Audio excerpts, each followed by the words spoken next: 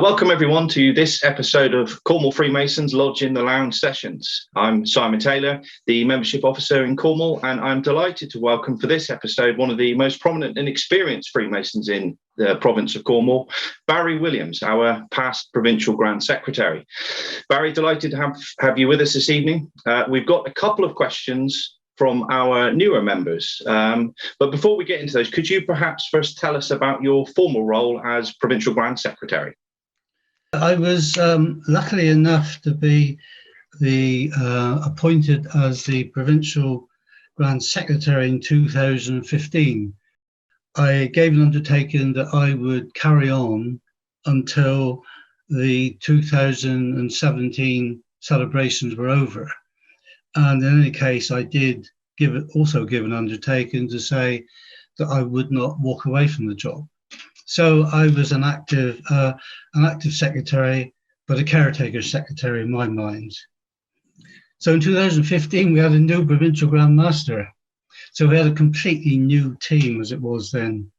And as a new Provincial Grand Master, new brooms sweep clean, as they say.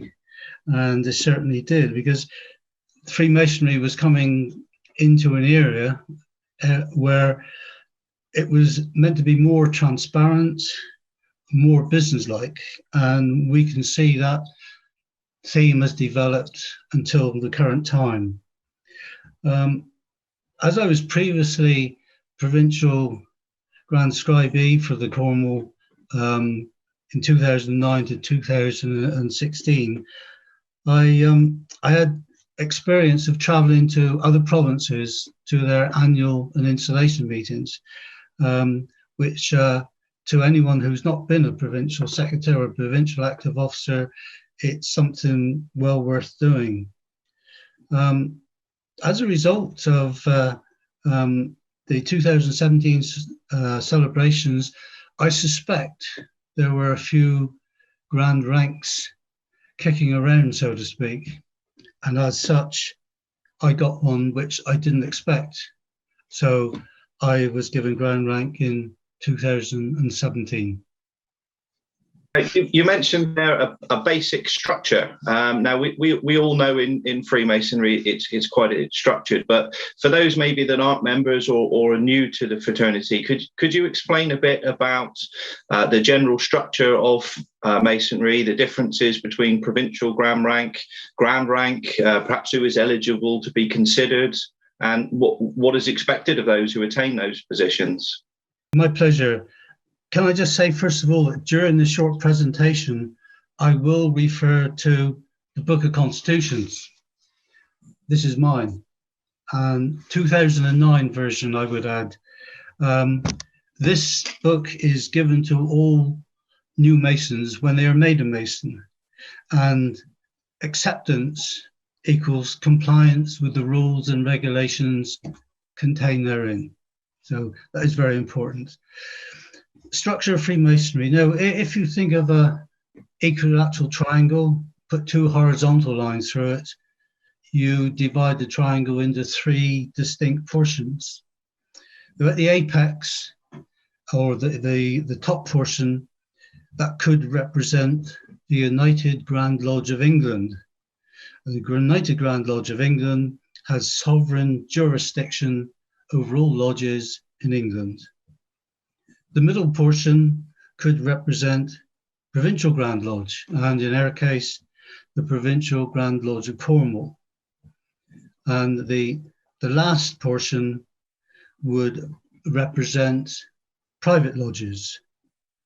So it follows really that more information would normally follow from United Grand Lodge officers to private lodges via Provincial Grand Lodge and vice versa. Now, looking at the United Grand Lodge of England, Freemasonry in England, Ireland and Scotland is administered by the United Grand Lodge of England, and its headquarters are at Great Queen Street at Covent Garden in London. Collectively, the private lodges are known as the Craft, or Blue Lodges. blue being the symbol of brotherhood and friendship. The deep blue of Grand Lodge is derived from the colour of the ribbon of the most noble order of the Garter. And the light blue, often referred to as the Cambridge blue of private lodges, was chosen to contrast with the deep blue of Grand Lodge. The interests of the fraternity are managed by a general representation of all private lodges, grand stewards and grand officers, present and past. And the head of the United Grand Lodge of England is the Grand Master, who at this present time is His Royal Highness the Duke of Kent, a cousin to Her Majesty the Queen. And as of royal blood, he may appoint a pro Grand Master to act on his behalf. Pro in this case is from the Latin meaning for, and should not be confused with the abbreviation of Provincial. Similarly, a Provincial Grand Master of royal blood, as is in the case of the province of Middlesex, may also appoint a pro-Provincial Grand Master to act on his behalf. Grand Master may create various groups to help him, and to control the property of Grand Lodge, the Board of General Purposes was formed. Grand Lodge has also the power of investigation, regulating, and deciding all matters in respect to the craft. The Grand Master, upon his annual installation, has the power to appoint brethren to and promote brethren within Grand Lodge. And these appointments are either active officers, thus entitled to wear a chain of office, or past officers. Both are entitled to wear the regalia of their rank, the design of which can be found in the Book of Constitution. The Grand Lodge normally meets 4 times a year, known as quarterly communications, and follow exactly the same process of those of private lodges, with the exception there is no ceremonies and these are not undertaken. The proceedings of quarterly communications are sent to each secretary of the private lodges and are available to any brother who wishes to read them.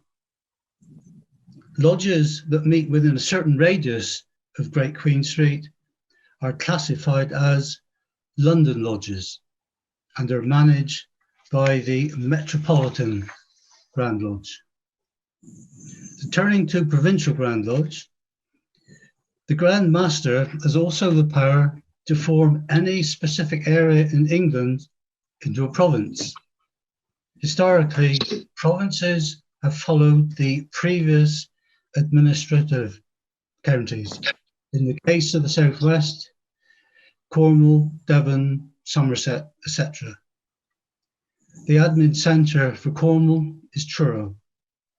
Each province has at its head a provincial Grand Masters, whose appointment is the prerogative of the Grand Master, by whom a patent, that is a licence, is granted, which is usually date time and is held at the Grand Master's pleasure. The Provincial Grand Master is therefore the legal representative of the Grand Master. Provincial Grand Masters may also create groups to help him, which may also appoint any qualified brethren to any office to assist him in his administrative duties.